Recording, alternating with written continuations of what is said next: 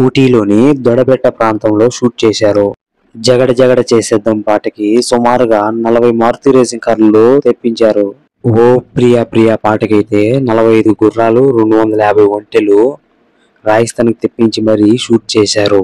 నంది కొండ వాగుల్లోన పాటకైతే స్టూడియోలోనే 7 లక్షలతో శ్మశానం సెట్ చేసి వారం రోజులు షూట్ చేశారు.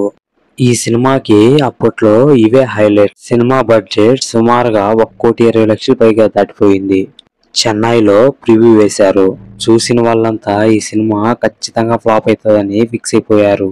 నాగార్జున గారు మాత్రం చాలా ధైర్యంగా ఉన్నాడు. 1989 మే 12న గీతాంజలి సినిమా రిలీజ్ అయింది. డే 1 అయితే అట్టర్ ఫ్లాప్ టాక్ వచ్చింది. రివ్యూస్ అయితే ఫుల్ నెగిటివ్ ఇచ్చారు.